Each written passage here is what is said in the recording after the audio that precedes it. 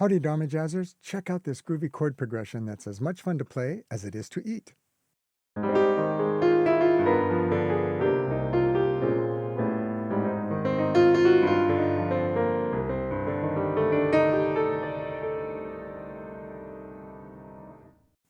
Hello, welcome to Dharmajazz. My name is Steve. I like to help people make better music. Today we're going to explore a harmonic relationship that's both fun and really useful in cadences, those connect-the-dots sections of tunes. And by fun, I mean it just feels good to play. You're likely already familiar with tunes that alternate between the relative major and relative minor. Today we're switching between the two relative majors and minors of E-flat major and C minor. They're a minor third apart. They have the same key signature.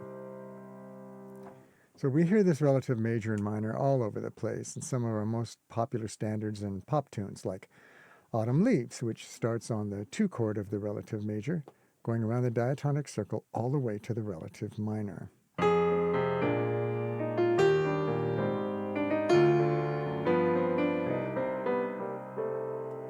There's Beautiful Love, which starts on the half-diminished 2 chord of the relative minor. That's D minor 7 flat 5, going all the way around the diatonic circle, touching base with the relative major, then returning to the relative minor.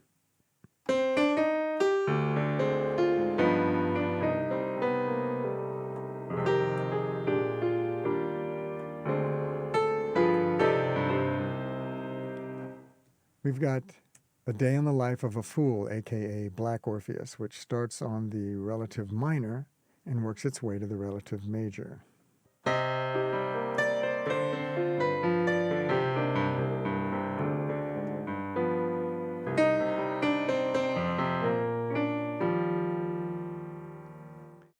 There's How My Heart Sings. This starts on the 3, the minor 3 of the relative major.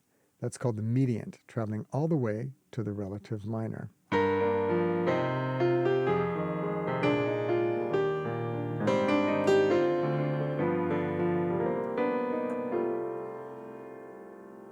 There's lots of others. It's a really common chord progression around what we call the diatonic circle. The diatonic circle is a collection of chords progressing through a given key signature in a functional order. As one leads into the next, that indicates both a sense of direction and a harmonic target or resting place, depending on where in the circle you start. For instance,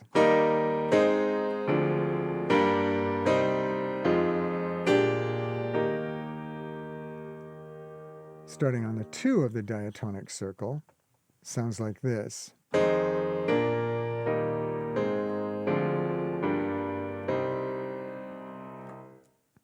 Starting on 3, starting on the mediant, sounds like this.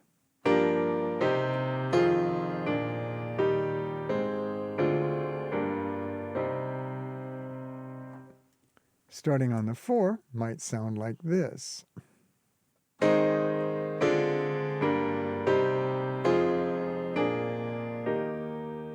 we don't always go all the way around this circle or follow the same order every time. We might take some random progressions.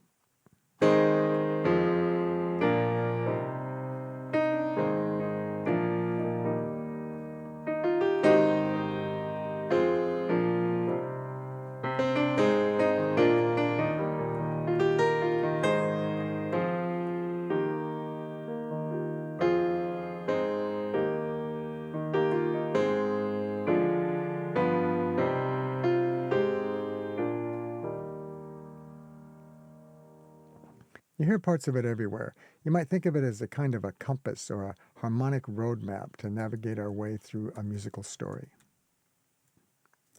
Today, we're going to look at a relationship between 2 tonal centers, both in the same key signature, but this time focusing more on the interaction between the submediant of the minor key as a resting place before traveling to the minor tonic.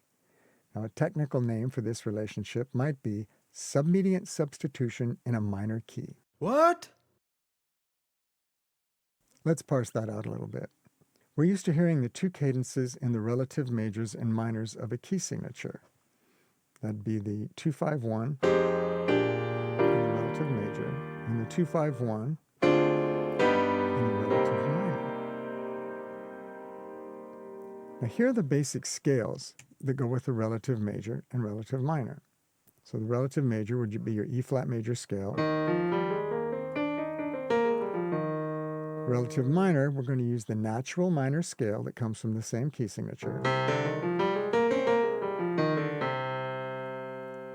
In a major scale, the sixth, or the submediant, is a major sixth above the root. In the key of E-flat, that's C natural. In the relative minor scale, the natural minor scale, the sixth, still called the submediant, is flat six. In this case, A-flat. So A-flat is the submediant of C minor. Today's concept is based on the submediant of the relative minor key. Now, quick sidebar. If these terms from the different scale degrees are unfamiliar, it goes like this. The root is called the tonic.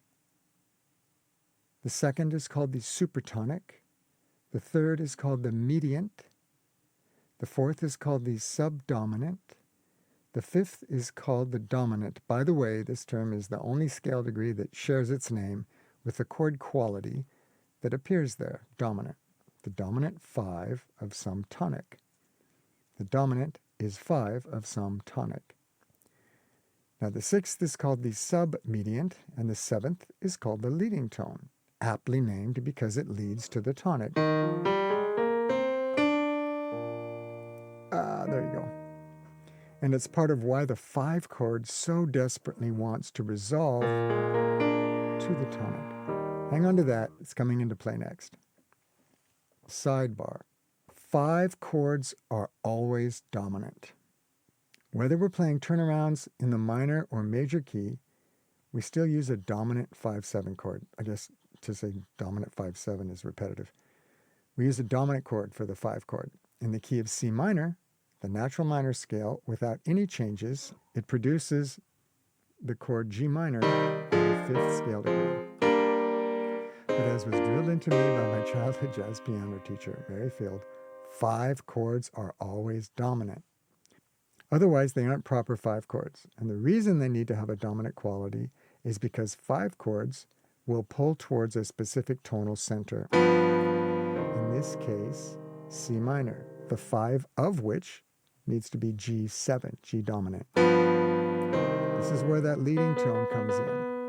In general, any dominant chord wants to resolve to that chord of which it is 5. This requires a leading tone, which in C minor is B natural. In a minor key, one option is to use the harmonic minor scale as our parent scale, which does have a raised 7th, and from which we derive a number of useful modes.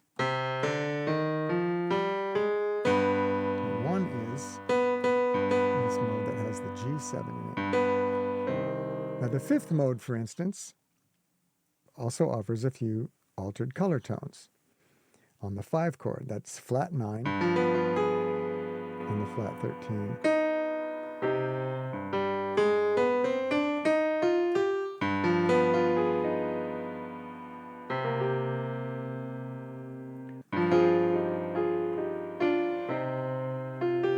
We don't have to use them all the time. It depends on the vibe you're aiming for and the general context.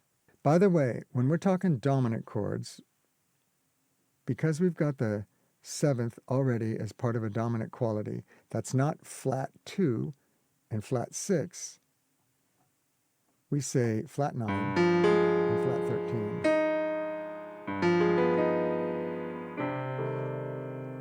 Now there's another juicy chord quality that we can employ in this altered concept, the sharp 9. The color's easy enough to generate. Just think of a E-flat major triad over G7. I'm going to add the 3rd with my thumb here.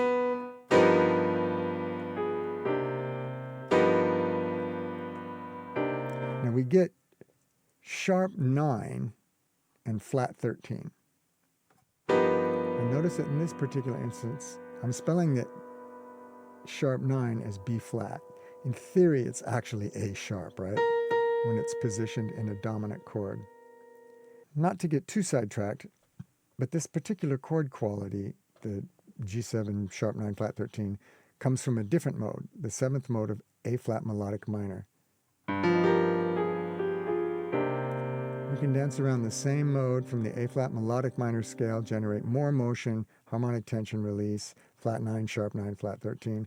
We'll cover those modes more in depth in another post, but let's not get too far into the weeds today. Okay, now having set the table, adding a few garnishes, let's get back to the main topic, submediant substitution in a minor key. With the same parent key signature, instead of heading to C minor with a diminished 2-5, as in Beautiful Love, or aiming at E flat major as in Autumn Leaves,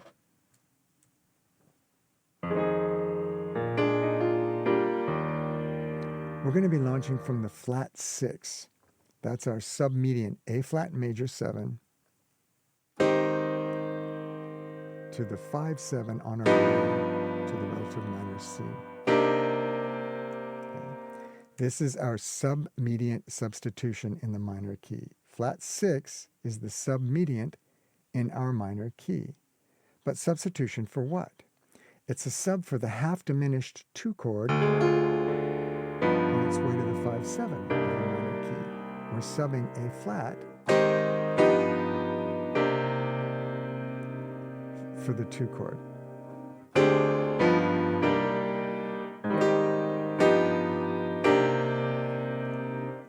So let's jam on that idea a little bit using notes from the basic blues scale. I'm going to get some support from the iReal Pro. It's a great tool for practicing ideas or just shedding songs, okay? So here we go. Got our iReal Pro in play, and we're going to use the submediant in the minor key, A flat major 7, going to the 5, to the 1 chord. Alrighty, here it comes.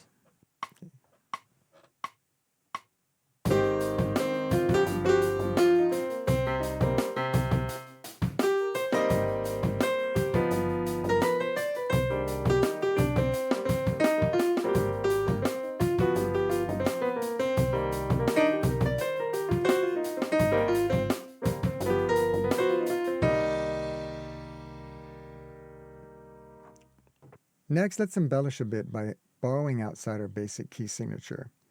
Now this time, we're going to throw in a 2-5 turnaround on the way to the submediant sub.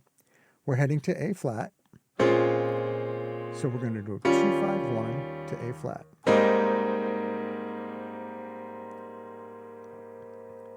It's a secondary dominant. That is a dominant chord that shows up somewhere other than 5 of the tonic. Remember, the tonic is either C minor or E flat major 7. E flat dominant is not in any of our C minor scales, nor in the E flat major scale. So it's a borrowed chord, E flat dominant, secondary dominant.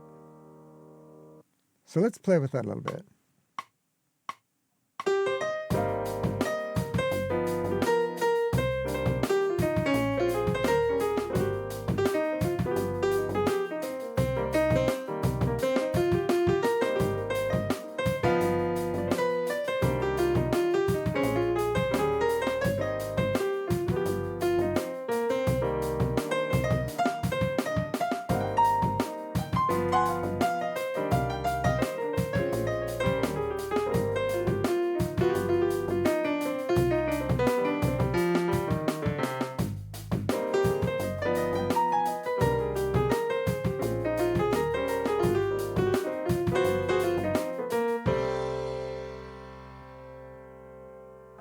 Alright, that's going to have to do. Maybe we can think of this turnaround as a secondary turnaround? A turnaround that doesn't naturally appear in the key signature? It's all talk. You might be wondering, why isn't the G7 considered a secondary dominant? I don't consider it a secondary dominant because G7 does come from the parent scales of both C harmonic minor and C melodic minors. It's not outside the scales, doesn't pull away from the original relative minor tonality. Rather, it reinforces it. It's a dominant 5 chord in the key of C minor. Enough said. So let's add one more substitution. This is going to be a tritone substitution for the E flat 7. That's going to be A7 on the way to A flat major 7.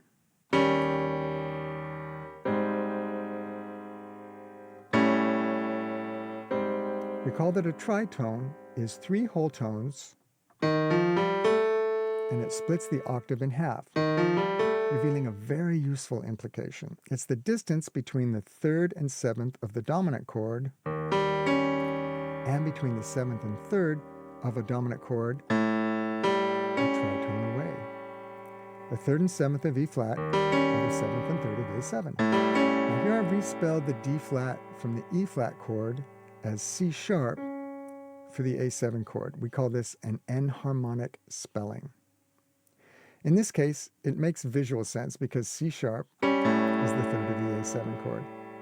When there are additional color tones, they might switch roles a bit, but the functional nature of the substitution, that is the dominantness, remains. This means that the A7 can also pull strongly to A flat. Nice little sub. Especially when one follows the other.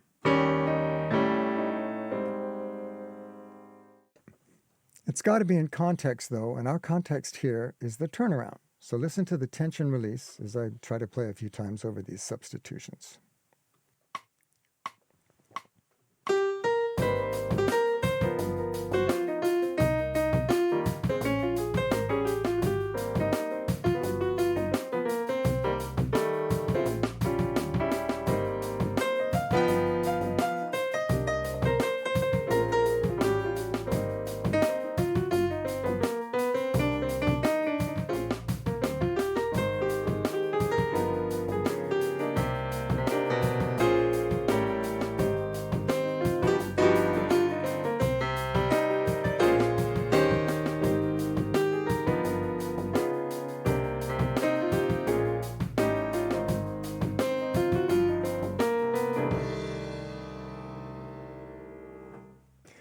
Okay, there's a whole lot of info there. If you've already been playing a while, it's probably not new, but this might be a helpful tool in explaining it to your students.